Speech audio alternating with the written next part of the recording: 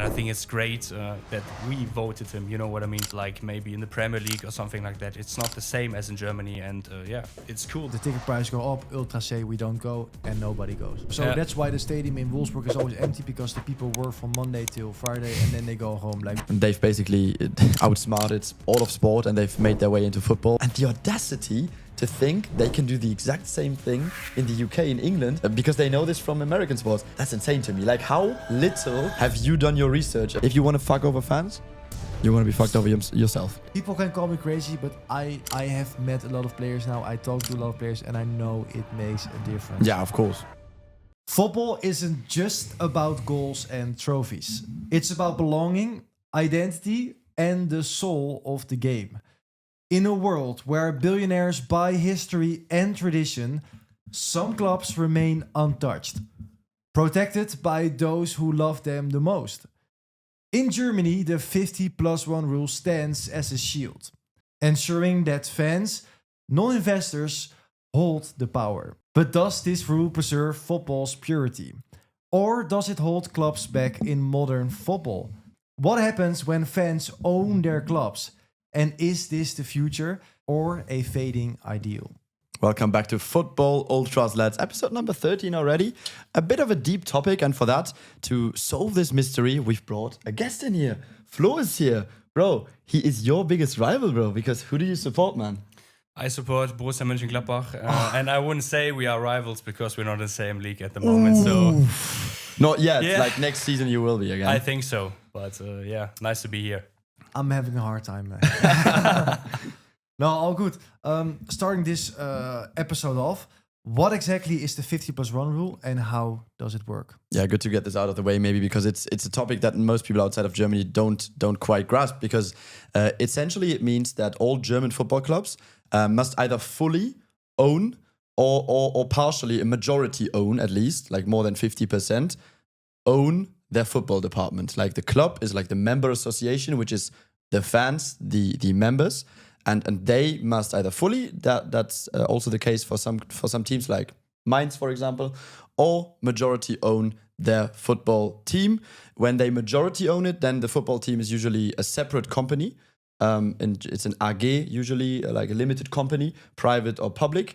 And then the club holds at least 50% plus one vote of the shares. So they always can decide any big decision themselves. So no investor or foreign company or any company, investor, any other person can make like decisions on their own in the football team. Hopefully I explained that. It's a bit of a difficult one. It was good, yeah. Flo, you were like a Gladbach fan. He can't even say it. Say it, bro. Say it. How many games per year do you visit? I would say like sometimes you're ill, so probably like 13 or 14. Yeah, of okay, the so home a proper, games. a proper fan. Almost every game, yeah, of course. What do you notice at Gladbach like about the 50+1 rule? I think the most important and coolest thing is that we can vote as fans. I mean, there are like prizes. If you're 13 to 17 years old, you pay like 30 euros. Membership fee, yeah? Yeah, membership. Okay, so you're a registered member then. Yeah, of course. And after that, if you're 18 years old, you pay 60 euro, but for a vote. So right now, our president is Rainer Bonhoff, who also played for the team. And I think it's great that we voted him, you know what I mean? So in other, like maybe in the Premier League or something like that, it's not the same as in Germany. And it's cool that we can vote for our president. Yeah, no, that's a good example. So, for example, in Germany, the club members vote for someone that's going to be their president. That's going to represent them, Yeah, and with this 50+1, like what Fiago explained, what it does is it gives a majority of the fans that they are able to vote for things of the club, that they don't lose the identity. So, for example, when an investor comes up and they say, hey, we can pay all your debts, we can invest in your club, but of course we want a full share of that or a big share of that, the fans say no to that because they know the club will change. Yeah, and it's not possible. Like an investor, of course, now investors can come into German clubs. Before that, it wasn't even possible. Before 1998, by the way, when the rule was introduced. Now it's possible, but they can only ever buy as much as 49.999% of the club, so that always the club remains in control. The members the members have the last vote. The members can always veto anything an investor wants to do. Why was this rule introduced in German football? Well, it was, as I said, 1998, so not even that long ago. Before that, every club in Germany was essentially a full member association. So they were full non-profit organizations. There was no chance for any investor or company to invest anything into a German football club. And then, of course, after all, end of 90s, the Premier League had just fully commercialized with the foundation of it, 1992, I think. And other leagues were booming in terms of investors. And the German football was kind of lacking behind. They were lacking cash. So then obviously the German Football Association made a compromise. They allowed the clubs to convert the teams into companies, convert the football team, the football department into a private company. But the condition was, of course, 50% plus one vote must remain with the parent club, so that the club members still hold a majority of voting rights. Where does the term Traditionverein come from? Does it have to do with 50 plus 1? No, right? I mean, kind of. I mean, Traditionsverein is just a traditional club with big history in Germany. Isn't it close to where part of the first Bundesliga? I mean, then this guy would not support a Traditionsverein because Gladbach came a year later alongside Bayern. That was my point. You're a good one, bro. No, but where does the term Traditionsverein come from? I mean, everyone has probably an own definition of that. I would say RB Leipzig or Hoffenheim, they are not a traditional team, but... Why? Even though Hoffenheim were founded in 1899. Yeah, okay, cool. But you can maybe say, okay, Hoffenheim, they were founded 1899, but since when is Hoffenheim a big thing? So RB Leipzig was founded probably yesterday or something like that, So in my opinion, if you're a long member of the Bundesliga and... you have good fans and are not just buying players or, RB Leipzig or this whole thing here.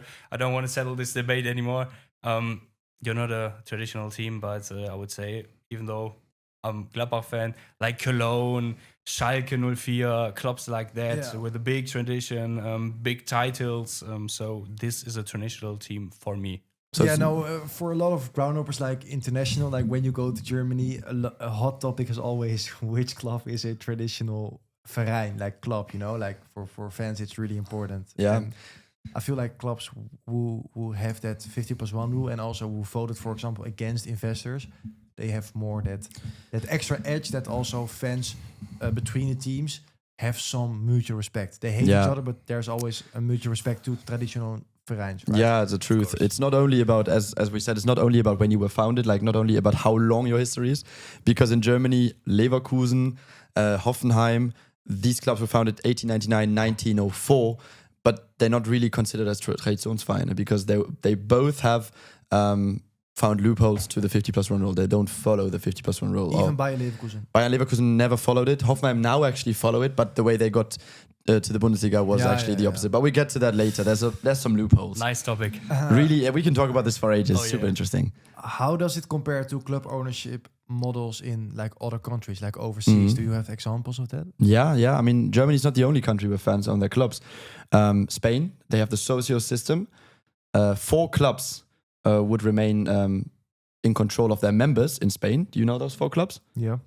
Madrid? I know 3. Okay, Madrid, Osasuna, yeah, and Athletic Club? Yes, and Barca as well. Oh, Barca. Yeah. Okay. So the 2 biggest actually member-owned, socio-owned in Spain, and they don't have any, they obviously, Barca have pulled all these levers to sell off revenue for the next years when they were in financial debt. Why did they have to do this? Because they don't have a Man City, a Schalke owner or an owner that can just clear their debt because they are also fan owned. But then you have the La Liga or the bank in Spain. That's the difference. The government. That's crazy to my mind. That's the difference. The Spanish government and also. What is the debt that Real Madrid has? 2.3 billion? 2.5, I think. Yeah. Yeah, it's also because of the stadium now. To be fair, to me, it just doesn't make sense. Also, you mentioned Real Madrid is a social club. Yeah, they are, and they sell tickets for 120 euros for the Arsenal home games. Yeah, that's 2 socios.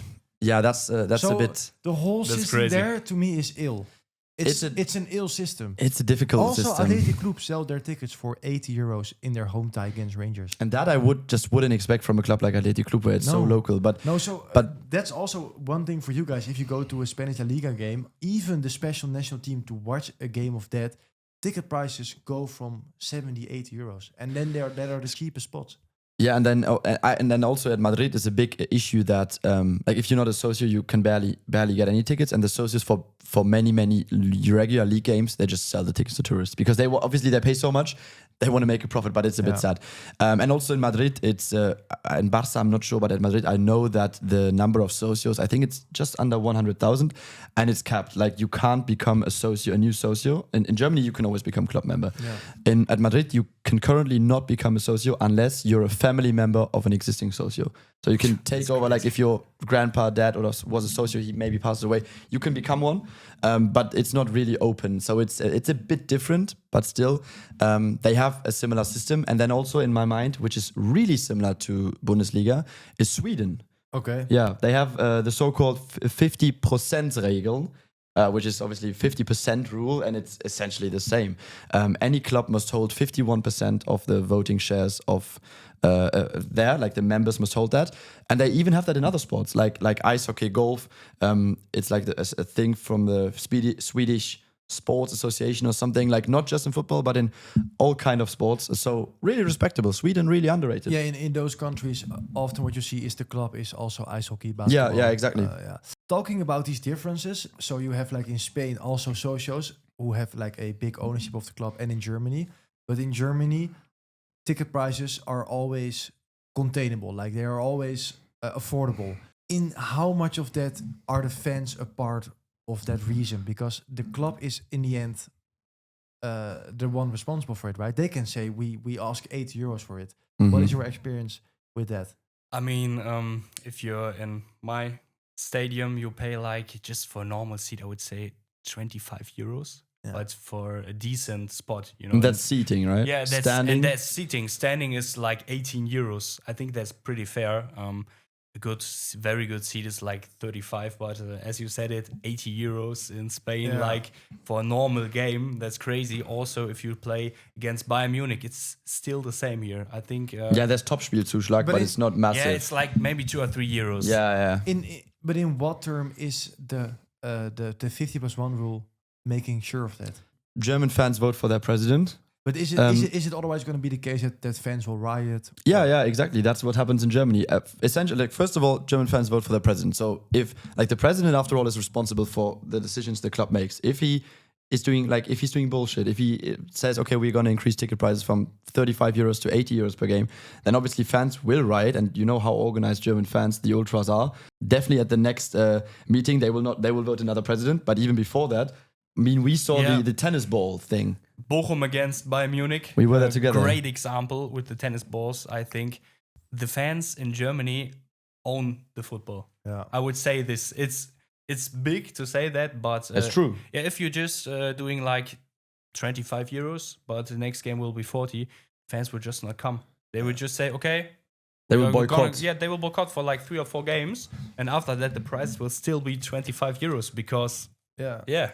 I think that's also a great part about the Bundesliga is that like you have, of course, a Bayern München, which attracts a lot of tourists, but the other clubs, except Borussia Dortmund, doesn't have that much tourists. And I think in Spain, somehow at the clubs, there are more tourists. Yeah, especially, of course, Barca, Madrid, and they don't care how much they pay. Yeah, but for example, don't want to be that rude, but a Schalke 04 attracts less way tourists than Borussia Dortmund. It's so local. It's so local. And that's what is also my point. If you compare it to a Spain or an England, we talked about like the pyro stuff. How is it possible that in Germany they take care of it? And that's because in the blocks and in the stands, they take care of each other. The banner goes up, people change under it. Yeah. And also here, when a investor comes or ticket prices rise, they will just not come, and they do it all. You mentioned that's the thing. They work together, even though they might be rivals. Yeah, but you mentioned the example of Bayern München fans going to Velds Arena for their match against Shakhtar. Right. The ticket price go up. Ultras say we don't go, and nobody goes, or at least. And then last minute they changed that, and then 30,000-40,000 Bayern fans came. Yeah. So it's all organized. They work with one voice. So it's like a whole cultural identity that is in Germany that you don't have in the Netherlands and in England and in Spain. But even in Germany, of course, there are some clubs owned by companies, right? Yeah, of course, we can talk about it. RB Leipzig, of course, but also I think it's a nice topic, TSG Hoffenheim, because Hop is like it's his city club, and to be honest, most people don't think like that, but I think it's kind of cool because he What's made cool? his Dietmar Hopp yeah, that he bought. yeah, I think it's like his home city club, and Yeah. 20 years. I think 20 or 25 years until they come to the Bundesliga. It's like a dream also for me to my city club to play in the Bundesliga. So I can't blame him. Your To be honest, village. even though I wouldn't say it's like a traditional club, I still respect it. I think in the way he kind of buys tradition and his way in, right? Like, but Yeah. at the end, you can also say like, how did teams as Köln and Bayern München start? They all started with some money, right? Yeah, of course you always need money, but in the case of Hoffenheim, so to start off, there are 4 clubs that don't follow the 50+1 rule: Leipzig, Hoffenheim, Leverkusen, and Wolfsburg. And Hoffenheim is, I think, the least bad example, if we can say that, of course. because essentially it was like a Sunday league team.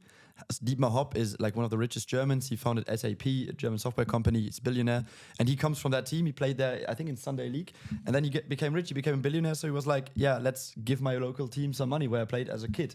So it's like that. What you mean? I think is like each of us, if we were billionaires, we would probably say, We would "Yeah, do the same. we're gonna Of we're gonna course. give our local club money." But Yeah. but not just to the 3rd or 2nd tier. He went to the Bundesliga and even into the Champions League. So you took it really far, and there the loophole was. Because there's one loophole in the 50+1 rule that says if a person or a company has 20, it can show that they've had 20 years of substantial support for a club, they can take over more than 50% of the club. And that was the case for Dietmar Hopp at Hoffenheim, for Bayer at Leverkusen. They founded Leverkusen, so they were always the owners. VW, Volkswagen at Wolfsburg. And obviously, Leipzig found another loophole. That's a whole different story. That's why people in Germany say about Leverkusen and Wolfsburg that it's like a working company. Werkself, yeah. Werkself. So Yeah. that's why the stadium in Wolfsburg is always empty, because the people work from Monday till Friday and then they go home. Like Wolfsburg. No, but I like swear, bro. Wolfsburg is also a city. Like I've been there. Because I was always like, I saw Wolfsburg in the Champions League when I was a kid, and I was like, maybe Yeah, they were pretty maybe good. it's a nice club. Like I like the green shirts. Let's go to Wolfsburg. Don't go there. There's nothing there. The city is shit. The city is the Volkswagen factory, and yeah. all around it, the houses are just for the Yeah, workers. so you And then there's arrive- the stadium right next to the factory as well. So you arrive at Hauptbahnhof at the central train station. You step out, you see like a big manufacturer of Volkswagen. Then you try to go to the city center, which Is the isn't there. Like it is like a small square with some shitty cafes. Then you see like 20, 30 Wolfsburg fans, and then they all walk to the stadium with all 30 of them. And then at the ultra stands, yeah. But to be fair, they have a really small, but they have a scene. Yeah, but the They rest do of the some stadium, pyro. the stadium is completely Yeah. empty because all working employees are in the weekend enjoying their family. I mean, the stadium is like 30K. They have an average attendance of, I think, about 20. So it's not 22 completely, maybe. But it's for German standards, it's extremely Nothing. low. But And I went to the game Hoffenheim-Wolfsburg. So you had like the two most Wolfsburg. irrelevant teams in the Bundesliga. You had like Wolfsburg and their ultra section. The lower tier was full. The rest was all empty. Yeah. And then Hoffenheim brought like 20 fans. To be fair, 40 it's fans. quite a trip. It's like 6 hours, but still Hoffenheim are the, I'm sorry, but as a village team, they are the most irrelevant team in the Bundesliga. But there live 5,000 people in Hoffenheim. Yeah, so. Sinsheim is Yeah, like Sinsheim, 30K, yeah. but the Hoffenheim itself like less than 5K. It's like my village here plays Bundesliga. I would enjoy it, but I can understand if everyone else like, who the fuck is this? But yeah, Wolfsburg is Talking about the loophole, there's one team in Germany that is a king in finding loopholes. yeah, RB Leipzig. Red Bull. They've outsmarted all of sport and they've made their way into football. They were looking for a Bundesliga team. They first actually, do you know who they first asked for to take Bayern- over? Bayern? Bayern, no, Bayern's way too big. So they were looking for a club in a big city that was not first division though, that lacked a first division side. Or that lacked like, Hamburg. first I think they went to Düsseldorf, so they wanted to take over Fortuna. And then obviously Hamburg, they asked St. Pauli. But like St. Pauli is like, RB St. Pauli. like that's no like way. there I have to defend my rivals because how on earth would you think that a club like St. Pauli accepts to be taken over by Red Bull? It's like two completely different identities. Yeah. So, and obviously they declined, and then they went to Leipzig, which at the time I think there was no East German Bundesliga club. Now there's Union, so it's a huge void, and they had the World Cup stadium. That was 2006 World Cup as well.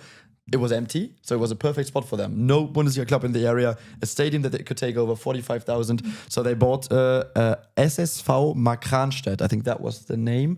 There's like a blue-white logo in the 5th or 6th division of German football. I think it was. I I didn't think it know was the club, 5th but it was division. 5th division. Yeah, I think it was 5th Yeah. division. So a club from Leipzig, they bought them, completely changed everything, renamed them to Red Bull Leipzig. Now it's Rasenballsport Leipzig, and put all their Red Bull branding there. And then, How did they arrive at the Bundesliga?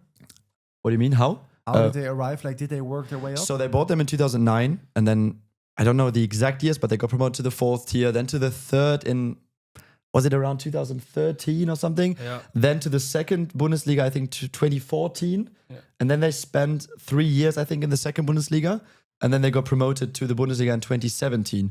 But obviously, first of all, they were in amateur football, where in amateur football, you can own clubs. It's just a Bundesliga rule. So then when they got into the Bundesliga, 2nd Bundesliga already, into professional football, they had to rebrand to change their logo, so it doesn't really look like Red Bull anymore. Yeah. And they had to call the club Rasenballsport Leipzig, which Rasenball means which means grass ball. So it's not a name. It's not, when I say Red Bull, people say me it's Rasenballsport. Rasenballsport is a made up name But no by one Red Bull. says it So here in it's- Germany. Yeah, so obviously, they could keep RB. But what they did actually, they are officially a 50+1 club. Like, they are officially owned crazy. by their members. But the thing is, you can't become a member. Like, their members, I don't know how many they have now, but when they got into the Bundesliga, they had less than 100 members, and all of these members were either Red Bull employees or affiliated to Red Bull. Yeah. So when you can apply to their board to become a member and have voting rights, but they can they reserve the right to decline anyone that they don't want. So basically, they will decline you unless you in line with Red Bull identity and vote with Red Bull. Yeah, So- whereas at other clubs in Germany, it doesn't matter who you are. You Yeah. can become a member. Yeah. Yeah. And Leipzig have, but then obviously they're trying to build a fan culture as well. So they've set up a membership which is called Fördermitgliedschaft, just a supporting member. And that does not come with voting rights. It's not a real membership, but they market that as you can become a club member. So we're a normal club, but there are 3 tiers. I think first one is I think about 100 per year, which is already more than most memberships. That's bronze. Silver is 200 to 500, something like that. And then they have gold, which is 1,000 euros per year. And then you get a shirt, you get 10% discount, you get pre-sale access on tickets, but nobody goes there anyway. And you get a player, you get a meet and greet with the player, something like that. But it's not a real membership. It's just you can't vote. And that's the alternative that they've given their fans. But if you want to apply to become a voting member, they will most likely decline you. Sounds like a snowball system to me. Snowball system. Yeah, kind of. The hate towards Rasenballsport Leipzig goes so far that even away fans boycott the game. Would that be the same case with you if Gladbach plays RB Leipzig? Would you join the away fans or? I would say so, yeah. Probably because I still wanted to see my club playing, Okay. But I can always get 2 sides. Someone who says, no, I wouldn't do that, but probably I would do it, yeah. Okay, because a lot of ultras always say we don't go to RB Leipzig, we boycott the game. Yeah. right? Because they are not part of the Bundesliga. Yeah, but now I've seen a lot of people go there, but then there's always protests. There's always in the away end, there's always banners insults against Leipzig, whatever, Bullenschweine or fuck Red Bull, something like that. It's always in there. Would you say it is a success in Germany, fan-owned clubs? Of course, 100%. I mean, if you watch in the other leagues, it's amazing that you can just vote for your president. That's one of the coolest things, that you have the feeling that you're kind of not the owner of the club, but you know what I mean? Just Yeah. you're a part of it. Yeah. And that's, I wouldn't say Spain or something like that. I wouldn't feel like a part of something. Just, okay, I'm watching the game. I like the players, but I'm not just a part of it. Just Barcelona, they're like. Or you could become a Mostly- socio at Barcelona. I could become, but still it wouldn't be the same as in Germany. I think in Germany it's so special. Okay, but that's like a emotional aspect. Yeah. Now I'm talking about the quality aspect because, for example, Gladbach hasn't been come close to what they achieved in the 80s and 70s. Would you still call it a success if you look at a Tottenham Hotspur, Chelsea, Man United, what they achieved? Would you trade that? Okay, I know what you mean now. So would I you- wouldn't trade it. Never. But what is the success so the success for you is the emotional aspect. Yeah, of course. I would say it would be great to win the Bundesliga, but as you said it, like it last time was in the 70s, you always have two sides, pros and cons of it. So the pro is you have an amazing atmosphere, you have a nice feeling about the club, but on the other side, yeah, as you said, its success isn't that great right now, but it's getting better. But you would never trade it. Never, ever. Also, I think being realistic when That's true, bro. when a sheikh comes in, there are consequences. So ticket prices will rise. Of course. More tourists will come. Yeah, And always. I think with Gladbach, like the only downside of it for the club, I think it's close to the Netherlands, so a lot of Dutch tourists come. A lot of. But not only tourists, there's even that's fan it. clubs. Yeah, There's even, okay, but like a lot of Dutch groundhoppers like go to Gladbach. Does that bother you? No, not really. Why I mean, not? they're always so funny. Yeah. And they're always drunk as They're well. always so drunk. I mean, there was like one, I didn't know, like 2 or 3 years ago, I was sitting with my father and just Dutch people around me, but they were just celebrating our goals. We also had a lot of players from the Netherlands, like Roel Brouwers is a legend at our club. You know him? Yeah. It's crazy. So you don't mind when groundhoppers visit your club? Why should I? What is important when they visit your club? Like, is it important that they sing some songs or behave, or what do you find important when people visit Gladbach? That's a good question, to be honest. I think you should always respect the club. That's like rule number one. In what way? Yeah, don't. If you drank too much, sometimes you're like not respecting the club. Just sometimes maybe shouting something that you shouldn't. But if you're just visiting like a groundhopper, just come to the place. There's nothing like a rule that you should follow, but just be respectful. Be open-minded for 90 minutes, and of course not cheer for the other club. So that's like the most important rule. If you come to my stadium.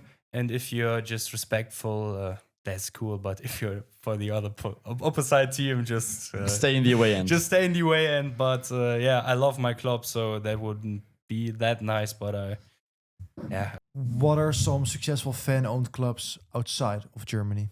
I mean, we've talked about Barca and Real Madrid, but even in England, in the country where we say, oh, this is the evil country with all company-owned clubs. Obviously, it's not like that fully, because even there we have a couple fan-owned clubs. Wycombe Wanderers, we know them from, I think, Akin Fenwa played there. Akinfenwa. Fenwa. like whenever Wycombe is up, it's like Akinfenwa. Yeah, they are fan-owned. Exeter, they are also fan-owned. Exeter City, yeah. Are I know they them. League 1 or League 2? I'm League not 2 sure at the right moment, now. I think League Yeah. 2. Yeah. And then also Akin Fenwa, he also played at Wimbledon, right? Before Wycombe, did he not play at Wimbledon? I think so. Yeah, he played for like 3 or 4 clubs in League 2 or League Yeah. 1. Yeah, I think so. Yeah. And Wimbledon is a really interesting story because they actually formed like the fans of another club founded Wimbledon. It was MK Dons. Back then, back Dele then- Alli played there. Right. Back then they were Wimbledon. Was it Wimbledon FC? I think they were definitely Wimbledon.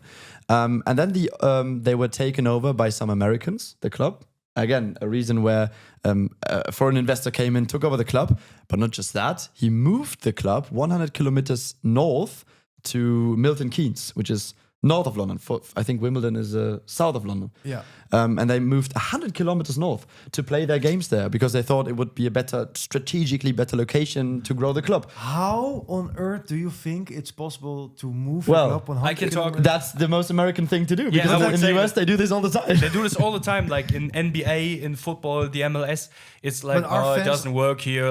Let's go like 200 kilometers in But the do north. do they sell in America season tickets? Because if you sell season tickets, you expect fans to come every weekend. So Well, they don't move within the season. Like which fan will travel every weekend? it doesn't happen. No. In America, it's like if your team, you support your city. If a team like you support, let's say the Philadelphia Eagles is a football team, but right? what if Philadelphia Is a- moves to Detroit? Yeah, then the Philadelphia Eagles move to San Diego, California.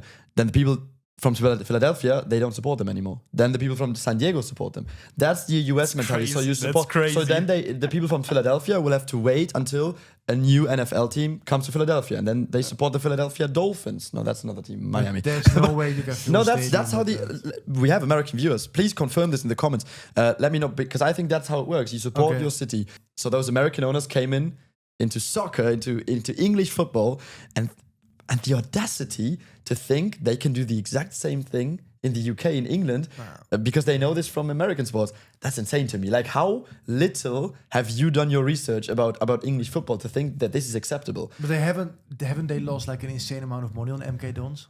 I think so, because then because I think Wimbledon, were they not even in the Prem back then?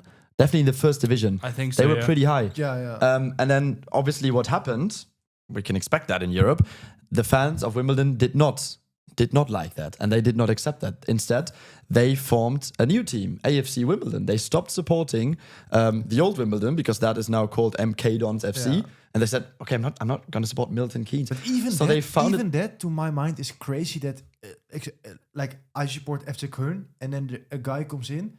It's not possible in Germany, but a guy comes in, changes the name to Wuppertal SV, and then from one day to another, my team is gone. You can either choose to support a team that you have no connection to. It might be the same player. Like, this player stayed the same. They moved to Milton Keynes. Crazy. Imagine also being a player. It is really weird. Would you support it? That's the question. Yeah, would you support it? No, it's difficult, because some players, when I support a team, you're emotionally attached to a player. Yeah, of course, but it would be still the same team, you know. I wouldn't do it either, but... No, but I think the first season will be very difficult. Like, in the years to come, players change, you know. Then you have no connection to that new club. But first season, it's the same team. Imagine for your team, for example, Anthony Modeste. Yeah. Like, he's not like a big current legend, but when I came to some games, like, for example, Leverkusen, he was the man. He was the man. And imagine, like, next weekend... Köln is Wuppertal SV. And he plays the Wuppertal SV. And he scores the hat-trick on Saturday. Like, how do you react to that? Yeah, that's the thing. Okay, but they so the created Wimbledon a new club, fans created a new club. They had to start in the lowest division. They had to start very low, I think, in the lowest division. Was it? Very low, definitely, in an amateur division. And then, beautiful thing is that they've slowly but surely worked their way up. So this was in the early 2000s. And they've slowly but surely worked their way up. Now they are a professional club as well, which I think is amazing, because they are still owned by that same supporters fan trust that said, no, fuck off MK Dons. They're still owned by the fans. And they are now in the same division as MK Dons. They play in the same league. So in the same league as the big corporate club. These American investors, they must have been fucking fuming. They achieved nothing with that. And I saw a video where they scored, I think, even a last-minute winner against MK Dons. Yeah. Bro, the stadium, the stadium went mental. I got goosebumps watching that, because if you know the history behind it, how good must it feel? You see people crying in your way. You get revenge on these. But also what's possible. But also, don't want to get demonetized. No, but also what's possible is that you see a fan of MK Dons that used to be your neighbor in the stadium. That is there was a season ticket holder. Yeah. So imagine, and now he's a rival. And then you see and you do like the banter to him. Like. True, because I think probably I can imagine not all fans of the old Wimbledon start supporting that. In every club there are glory hunters. There will definitely be fans of the old Wimbledon who said, okay, I'm moving now. I'm MK Dons fan. So like within the fan base, it kind of split. I think most people support AFC Wimbledon, but surely there are fans that support MK Dons now. It's really strange. If you would do that, I would never talk to you again. Like what? You mean like, if Hamburg if Hamburg is taken over by an investor? Because you are a Köln member. So okay. You are a Köln fan. So imagine, and then you choose Wuppertaler SV. Then I would it's so strange, man. Beat you. It's extremely strange, but that's a really beautiful story, I think. And okay, but Wimbledon is now still far away from the Premier League. They're League 2, yeah. Do you ever think a similar system works in leagues like the Premier League or Serie A? Like in Germany or at Wimbledon? Do you think it's ever possible? To be fair, Given the amount of money the top 6 spent. If we're saying that club stays fan-owned, like Wimbledon stays fan-owned, I think it's very unrealistic that they will ever make it to the Premier League, because I think Italian and English football, for them it's too late. Like their clubs, their big clubs are so, like, they're so in the hands of in Italy. It's a lot of American investors in the Premier League. It's all kind of investors. It's whole states. It's whole countries for City, for example.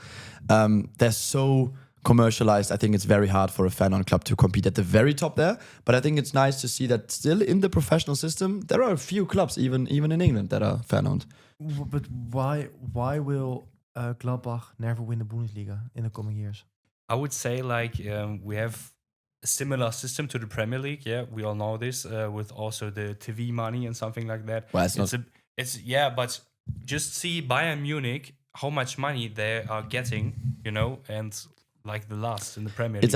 It's actually well distributed in the Prem though. Like as you said, the last in the Premier League mostly gets the same or more money than Bayern and more than the Scudetto winner as well. Yeah, in the Prem they distribute it better, to be fair. Yeah, I think so too. Yeah, but just to answer your question, if Borussia Mönchengladbach would get the same amount of money as I don't know who's last at the moment in the Premier League, but Southampton. Yeah, Southampton probably. Yeah, they're always going up and down.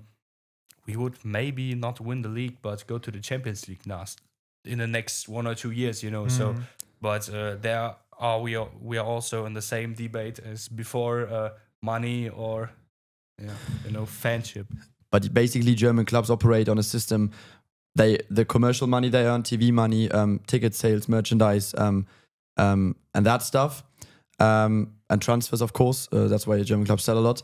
That's the money they can use for transfers. And for clubs that are owned by sheikhs, when Man City or PSG were taken over within financial fair play, which has loopholes as well, you can easily put in 100 million more or something like that. That's not possible for clubs that are because fan-owned. No one cares about it. No one puts that if money. If you're going to do that at my club, at Borussia Mönchengladbach, we wouldn't go to the games anymore. We wouldn't. Yeah, we still would love the club, of course. It's not the same though. It wouldn't be the same, So if you push 100 million right now into Borussia Mönchengladbach, we would be angry. The fans would be angry. And in Germany, that's like the most important thing, not to make your fans angry. And I love that and I respect that. So yeah, and you wouldn't be angry about like the players you would get with the money. Of course, that's nice, but for us, that doesn't weigh out the fact that it also comes with someone having control over your club, because no one's going to donate your money. They want control. That's the negative thing. And for us, this is worse than the positive upside of getting good players. But let's acknowledge the fact that Bayern München, RB Leipzig, Borussia Dortmund, and Frankfurt are way ahead of the rest of the Bundesliga. And in the coming years, Frankfurt is Leverkusen, and Leverkusen. So the 5 teams are now way ahead. Will there never be a future where foreign investors take over German football to save the other clubs? I wouldn't say clubs like Frankfurt are way ahead, because if you look at their history, they're a good example to show that you can still progress the pyramid in Germany. 2016 was it, or 15, 16, around that time, Frankfurt were in relegation playoffs. They were 16th and they barely stayed up, and then they kind of worked their way up. So it's possible, even within 50+1, it's possible to go from a relegation battle side to now a regular European and Champions League side. Frankfurt, I think, are a nice example for that. Clear example indeed, but I'm talking now about how big the difference will be, because in terms of TV rights, Bayern München gets more than Bochum, right? Of course, and then but then those teams perform now regularly in European competitions, and a Bochum or a Gladbach never. Yeah, Gladbach we did after almost getting relegated against Bochum, like for 4 or 5 years. We played a big thing in the Bundesliga, but I know what you mean. Yeah. So the difference will only get bigger and bigger, because the money the teams get from Champions League, for example, the Club World Cup, the winner gets 100. Yeah, now Dortmund and Bayern are in for Germany. Those two will have a big advantage over anyone else. They play there, they get 40-50 million just for being there, and then Bayern might get 100 million from that. That's another. Yeah, I get what you mean. Because German teams are more dependent on that money, TV money and prize money, and of course the big teams get that more. Premier League teams. Whilst in the Prem, you can, as an owner, you can balance this difference out with a cash influx. You are right. You're right. This might be a hot take, but for me as a foreigner, I think the 50+1 rule ensures that Bayern is so far ahead of the other teams. That's the biggest criticism that foreigners have for this rule, for sure, and there's some truth to it. It's not all false. Obviously, and I do get the fact that the fans say we want to keep our traditions, and that's what makes, to me, the Bundesliga, and especially right now the Zweite Bundesliga, the best league in the world in terms of matchday experience. But it does limit like crazy, and I feel like if the Bundesliga wants to survive, me as a foreigner watching other leagues, they have to come up with something for the next 20, 30 years to get kind of investors kind of close in. the gap to England and also Spain, right? Yeah. That's why the Bundesliga came up with that idea of, okay, let's sell our marketing rights or percentage of that for the next years so we get some cash and can market big with that worldwide. They wanted to make a documentary to create the hype to kind of bridge that gap. So that's some creative solutions that the Bundesliga must find. But that was obviously also not welcomed in Germany. I agree with you. That's definitely harder. And the Bundesliga, like every time we see Bundesliga clubs going far in Europe, I think it's not a miracle. It's still a big league. But they're kind of playing against the odds, because if you see Italian clubs, some Spanish clubs, English clubs, French clubs, they all have owners. So it's that, and then you like Bundesliga clubs are not supposed to be that successful. Sure, there's people that say, okay, Bundesliga is Farmers League shit, only fourth best in the world. But you're fourth best in the world, even though you're all owned by fans. I think it's really remarkable. It also because adds you some have a prestige to competitive it. disadvantage. You have a competitive disadvantage from the beginning. I agree with you there. No, but then with Barca Dortmund, like Barca has a debt of 2.3 million and a billion, and Dortmund does not have that. yeah, So it also adds some prestige to it, in my opinion. yeah. So don't get me wrong, guys. I was just being realistic, like being from a helicopter view, viewing the competition in comparison to others. Like I am, of course, in No, favor and you're right. of the 50%. You're right. And you're right. I would say It is there. The 50+1 rule is not all Dankeschön, amazing. Dankeschön. everything has There pros is- and cons. You there know, are cons to it for sure. Yeah, but I think the unique selling point of German football is this authenticity, the fan culture, the atmosphere, and I think you can actually market this pretty well as well, even on a financial level. That people German football has to make sure people start watching the league for these unique things, like the fan culture, and that's what they would lose without a 50+1 rule. So it's Time for our next segment, debunking myths. Debunking myths. Myth number 1. The 50+1 rule means fans own the club completely in Germany. that's not 100% true, I would say. I mean, to own it to own it 100%, you would I would pay for everything, you know. So not just me, every other member of my club. So The rule basically ensures that you have a vast majority majority voting power. voting Yeah, power. yeah. Myth number 2. Fans vote on every single club transfer. Yeah, that's also obviously false, as Flo touched on. sadly not. Sadly not. We vote for the president.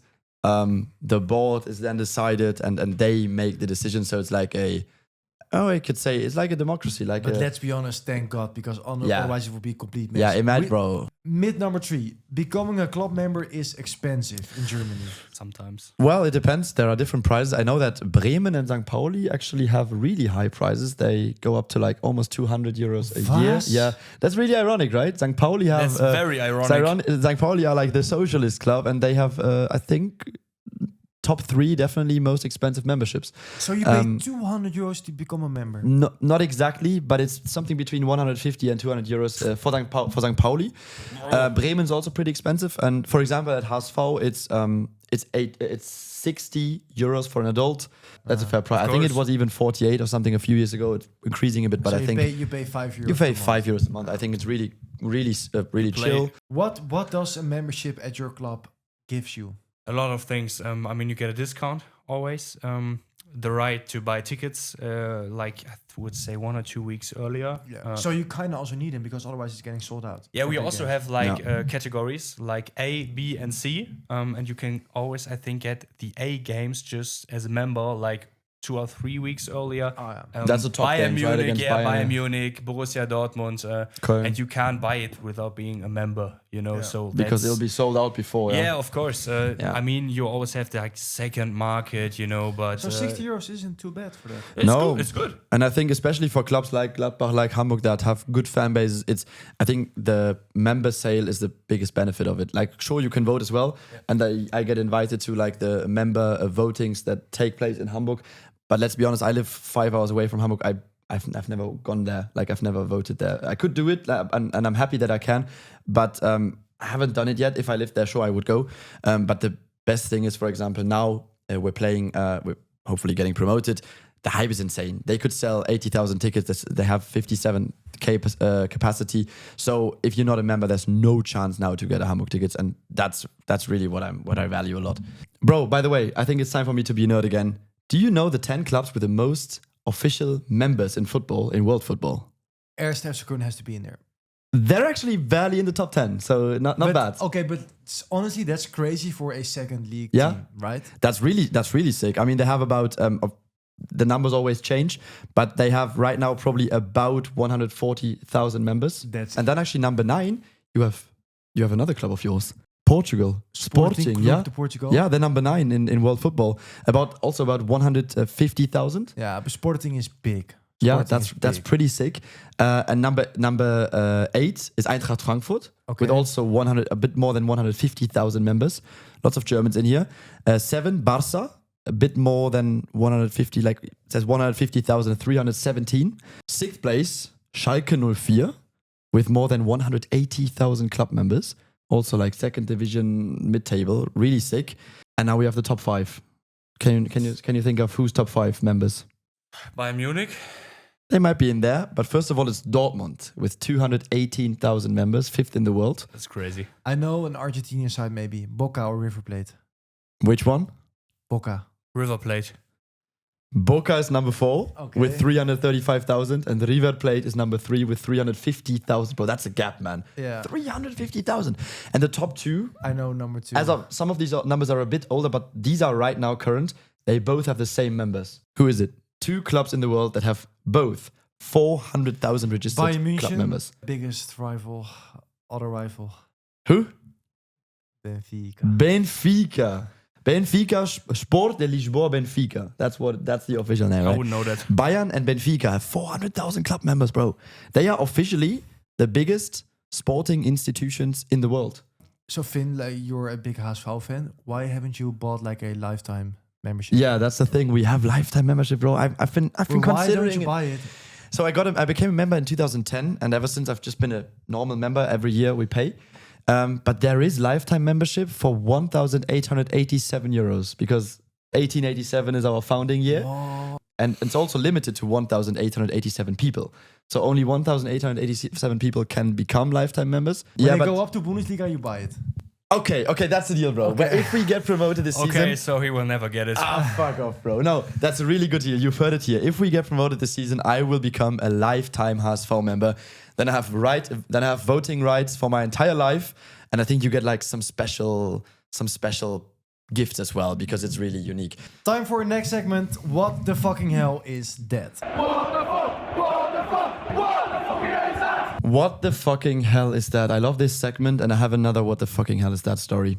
Bro, do you remember the time when a Portuguese club was stolen by its owners and taken from its fans? I've never heard of it. Yeah, it's a proper nerd story. I've made a video on that back in the days. Belenenses in Lisboa. Yeah, the third team in Lisboa. They're a pretty traditional side. I would say one of the top 5 biggest teams in Portugal after Porto, Sporting. Vitória, maybe. Braga, Vitória. Yeah, but they've won a league title, and they're one of the few that's won a league title, except for the big 3. So they're one of the biggest sides. And it was in 2018. Something really crazy happened around that club. Like in Germany, they had the professional football team separated from the club as an entity. The club was owned by its members. The professional team was owned by some dodgy investment fund. And all of a sudden, like they kind of worked together though, like the members still had some voting rights. And all of a sudden, the investors, they said like, okay, fuck off, fans. We don't want you to have any control over the team anymore. So they basically separated the professional team from the club Belenenses. But then they couldn't, like the fans kept the stadium, the logo and the club name, and the investors, they just had the players, like the team, but not the club, you know? It's a bit weird. So they had to separate, and they thought like, we're going to be more successful without them. So they were not Belenenses anymore. Belenenses kept existing, but they had to play with different players now. They had to get different players. And the new team was called BSAD. BSAD. Really shit name for a team. and they thought, oh, okay, we're gonna go our own way, separate entity. Well, fast forward, 6.5 years later, 2024, the club had to dissolve. Like, doesn't exist anymore. So they basically played without fans. The fans stayed with the club, with the new players. And that's a bit similar to the story like Milton Keynes, just that Milton Keynes is still a thing. But like this Milton Keynes in Portugal, they just survived 6 years, and now they got relegated because they were in the first division of Portugal back then. Relegated. Now they wanted to merge with other clubs. Last year it was a few months ago. Didn't happen, didn't work, and now the club is dead. Gone. We have to check the stats there, but I think the average attendance even rose, like from the year when they still had like professional football, professional good players, to the year when basically all the good players were gone. Belenenses had a bigger attendance, more people came to their games then, because they were like, hey, fuck it, now we're going to support the club. I love that. I think it's a really nice story how fans, if you want to fuck over fans, you want to be fucked over yourself. And with that was really we poetic. move to the subscriber questions. Matthew asks, will Leipzig ever become the best club in Germany and ends Bayern dominance? Because of all the Red Bull money that is to come. I mean, good question. But if you watch Bundesliga right now, they are not getting better. I would say even worse. You know, they're, I think, 5th or 6th at the moment. They did buy Xavi Simons for 70 million. Yeah, that's even crazy. 80, I think, right? They spend a lot of money. They million. spend a lot of money on that. Yeah, that's still expensive, I would say. And I wouldn't say he's worth 80 million. That's No chance. You don't think it will ever happen? nah, I don't think it would ever happen. I also don't think it will ever happen because what I said earlier with Bayern and Borussia Dortmund going to the Club World Cup, they will get so many millions for that. And also, what I once again want to highlight is the relationship with fans and players is what builds a team throughout the season. And with Leipzig, that will never happen. You won't get it. You see how Xavi Simons celebrated his goal against Dortmund with silencing and shushing the fans. Like, these players have no bond whatsoever with the fans. Yeah. So in dark moments, in tough moments, they will never have the support other teams have. And people can call me crazy, but I have met a lot of players now. I talk to a lot of players, and I know it makes a difference. Yeah, of course. Yeah, that was episode 13. Thanks for being a guest, bro. Giving us your insights about Borussia Mönchengladbach and the German fan culture. I hope you guys got along, despite being fiercest enemies. Yeah, we got along. It's okay, right? Next season, we are joining the Bundesliga again, and then we have a nice derby. We can work together. I would to the say derby. we have maybe for the next episode, then when you go to the Bundesliga, we can talk about it. And yeah, let's go together there. Yeah. Of course. Leave a like on the YouTube video if you're here. Subscribe to the channel. And also give us a review, however many stars you want to give us if you're on Spotify. Thank you for listening, and we'll see you guys next Wednesday.